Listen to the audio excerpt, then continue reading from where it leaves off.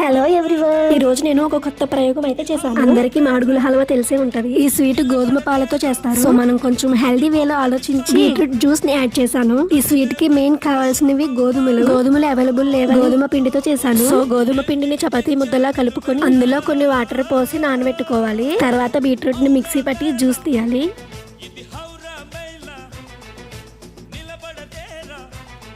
First మనం నానబెట్టిన చపాతీ ముద్ద ఉంది కదా, సో దాని నుండి ఇలా పాలు తీయాలి.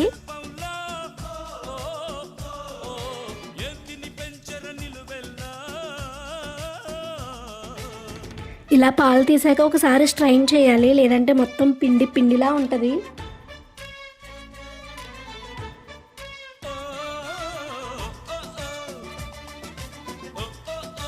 తర్వాత వేస్ట్ పిప్పు ఉంటుంది కదా, సైడ్కి పెట్టింది. సో నేను దాన్ని కూడా వేస్ట్ చేయలేదు. సో ఆ పిప్పులో మళ్ళీ బీట్రూట్ జ్యూస్ని యాడ్ చేసి మళ్ళీ స్ట్రెయిన్ చేసి తీసుకున్నాను. మా హీరో గారు బజ్జున్నారు కదా అని రెసిపీ మొదలు పెట్టాను. కానీ మధ్యలోనే మా హీరో గారు నిద్ర లేచారు. కానీ మనం చేస్తున్నది ఏంటి, కుకింగ్ కదా, అందుకే మనల్ని డిస్టర్బ్ చేయలేదు. మన దీపక్ గారికి కుకింగ్ అంటే పిచ్చి. త్వరలోనే మీకోసం ఒక కొత్త రెసిపీ చేసి పెడతాడులే. ఈ స్వీట్ రెసిపీ మొత్తం కావాలంటే పార్ట్ 2 కూడా చూసేయండి. ఉంటాను మరి, బాయ్ బాయ్.